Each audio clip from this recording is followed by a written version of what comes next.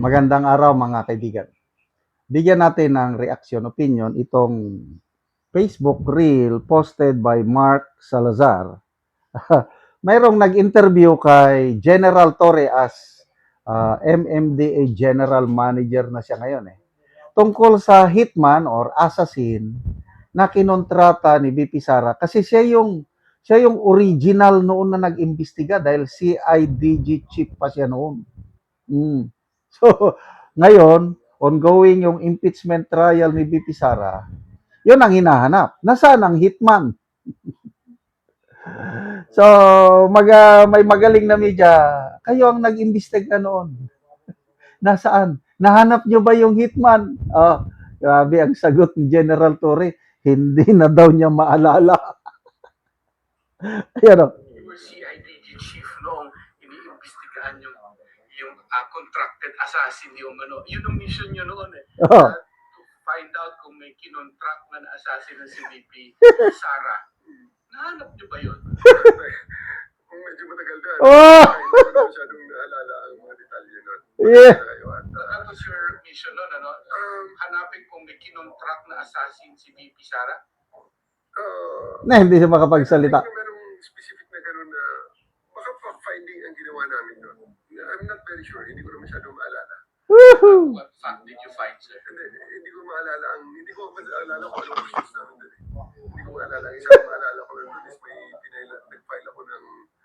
nag-file ako ng parang hindi against kay BP Sara. Against kay PRD mismo ang na-file ko noon na parang yung against sa mga senador. Di ba? Yung sabi niya yung sa mga senador. Nothing on VP Sara's grave threat? During the time, I'm not very sure. I cannot. Pinatawag na witness sa impeachment. Ito sasagot ko. Mag-review ko. I will Kasi nag-review ko naka-line up kayo rin i-review ko utak ko kung ano. I-review. Ako regarded matter kasi parang hindi ko na maalala Wala kayong final kay VP Sara, nag-file kayo ng grave threat kay SPRRD? Hindi grave threat ang ipinahal ko. Kasi ang grave threat, ipa-file mo lang. Ayun naman pala, sir. For inciting unlawful utterances. Unlawful utterances, yes. Unlawful utterances ang ipinahal ko kay PRRD. Yes, unlawful utterances yun. Hindi yung related dun sa yung live press ko online press ko ni VP Sara na nagtagalit siya, nagmumura siya. No. Wala yung intimate background? Hindi. Wala akong maalala. Ang maalala ko yung Walang maalala. na yung parang ang maalala ko yung mga senador na sabi niya yung senador niya pasabugin natin, something like that. Napatayin lahat ng mga yan. So ano po na sa final ko bilang chief na si CIDG. Or hindi nyo na ma-remember kasi there are news articles that says that you were tasked by General Marfil, specifically kay VP Sara, to look into it yung live press ko na yun. I don't think na ang maalala ko lang yung kay PRD at saka yung sa St. Luke's lang. Yung kay Daniel Lopez. Yun lang. Na-amnesia? Yung mga video na yun. Thank you po, General. Wala po kayo.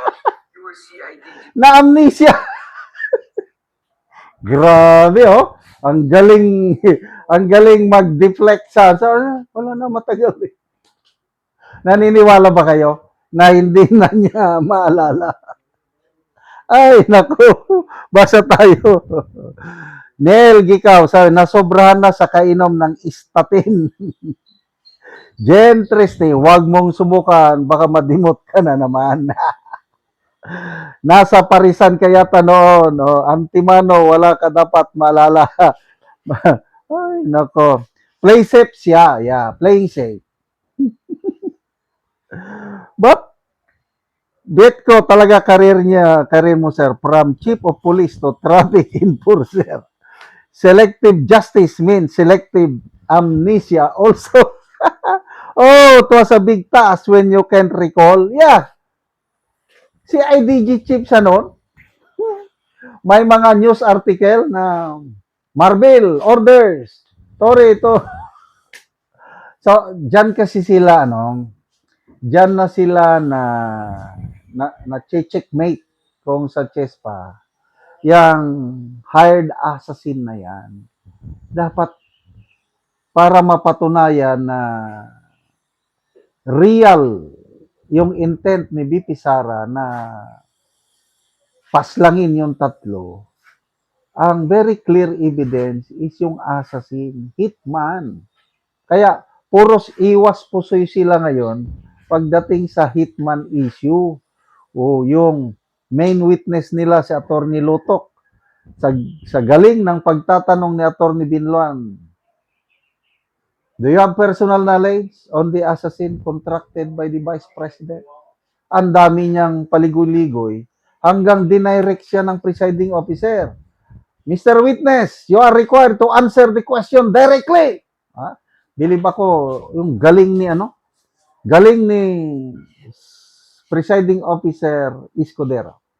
Patas siya talaga. Wala siyang pinapanigan. Kung ano ang procedure, ano ang ginagawa niya, kaya answer it directly. Kaya napilitan. I don't have a personal knowledge that BP Sara contracted a hitman. So ano ngayon? ang meron lang siya, belief. We do believe that the Vice President contracted a hitman, but I don't have personal knowledge.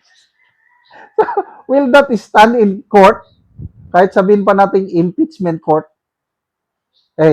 sa court of public opinion, ano ngayon? Di pinagtatawanan. Kaya, pasalamat tayo dito sa mga media. I don't know kung mainstream media ba ito or vloggers na nagtatanong. At di ba halatado? Iwas pusoy, playing safe talaga siya. Wala. Kasi kung magsalita siya na, yes, inimbestigahan ko yan, kailang wala akong makita. Di lalong papabor kay BP Sara dahil wala siyang nakita, wala siyang So, salamat General Torre sa pagiging anong tawag niyo doon? Nagiging makalimutin. Ba't ang taong bayan hindi madaling makalimot? Salamat mga kaibigan sa inyong pagsubaybay sa channel nito. Nakakatulong kayo ng malaki sa tribong Talanding ng Bukidnon dahil ang income natin sa channel na ito is pantulong sa tribo. Namimigay tayo ng libreng yero at pako para makapagpatayo sila ng mas maayos na tirahan. Panoorin nyo ang video na ito. Lang na taga Anogero. So muna ni ang itsura sa iyang balay. Kita nato nga mag-atop na karon si Uncle kay mga busog tabi kay ang atop po. Ang tanan lang ko. Ano dito nata?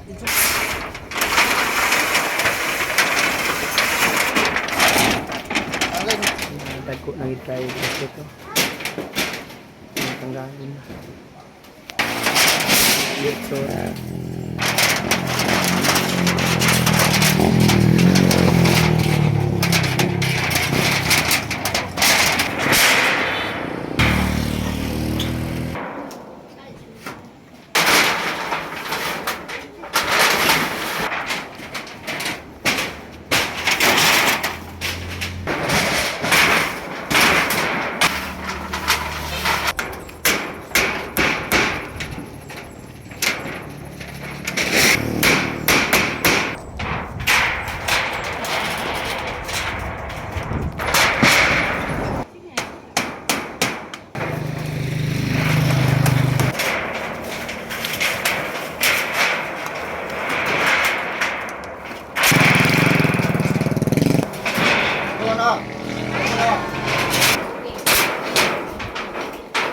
So karon human na gyud sa pag-atop, so nailisan na gyud ang mga atop ni Uncle nga buslot na, so karon maayo na gyud nga tan-awon. Salamat sa Ginoo sa nag-sponsor po, nagatag og sin nga sa katapusan atop lagi ko og magmasin.